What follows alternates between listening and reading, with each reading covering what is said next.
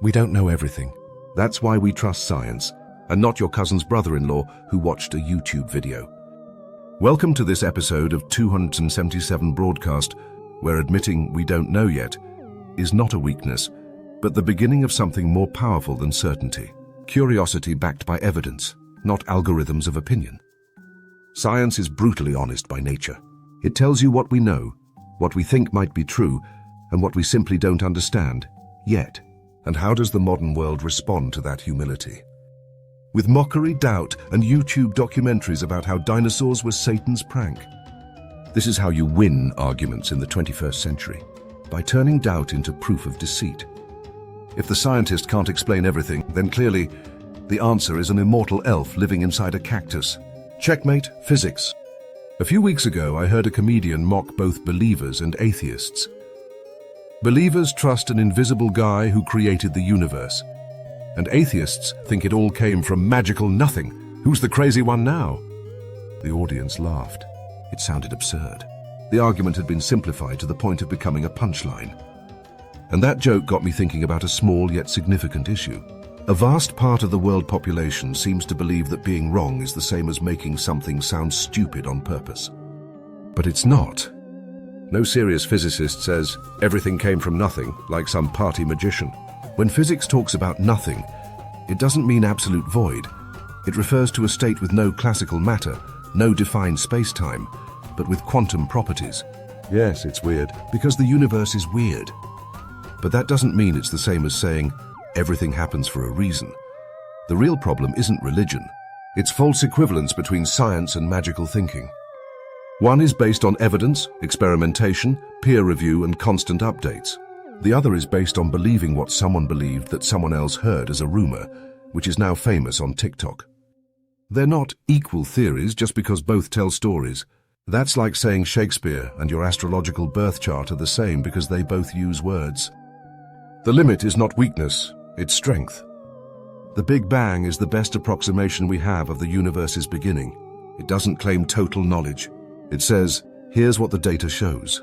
Here's what cosmic background radiation tells us. Here's what the equations say, the ones that work everywhere else in physics. Do we know what happened before that first instant? No. And what does science do with that uncertainty? It studies it. It models it. It tests it under the microscope of time, not under prayer and submission. And that's exactly what magical thinking can't tolerate, the idea that not knowing is a legitimate intellectual position. Magical thinking says, can't explain it. Just blame it on cosmic energy, ancestral trauma, or a third moon no one's seen yet. Makes total sense. Science says, we don't know everything, but we're not going to stop asking. That's the modern dilemma. To believe without thinking, without evidence, without reading, studying, or understanding complex concepts, just compelling stories that happen to be entertaining on social media, or to trust something imperfect that improves through evidence. Most people prefer the first one, because it doesn't require thought, only be part, no room for doubt, no papers to read, just repeat and share the story. Cosmic irony in the age of Wi-Fi.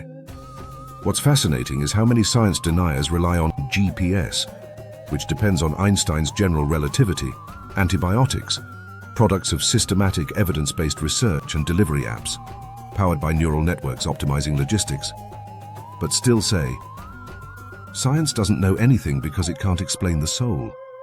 Forget that your phone has more processing power than NASA did in 1969, because some guy on YouTube with lo-fi galaxy music and a misattributed Tesla quote said the universe runs on the frequency of love. Science is not dogma. It's a process. It's not afraid of not knowing. Its power lies in better questions, not perfect answers. Critical thinking shouldn't be replaced by popular stories. And ignorance doesn't become wisdom just because you wrap it in irony. And your peers, who think just like you, which is why they're your peers, validate it and laugh along with you. So no, saying we don't know yet is not the same as everything was created by an invisible entity you're not allowed to question. If you can't see the difference, you're not challenging the system. You've misunderstood how knowledge even works. Subscribe to 277 Broadcast, the only place where if you're wrong, we'll tell you, but with style. And remember, the universe may have begun in an incomprehensible fraction of a second, But your argument doesn't improve just because you screamed it on a conspiracy podcast in a tinfoil hat.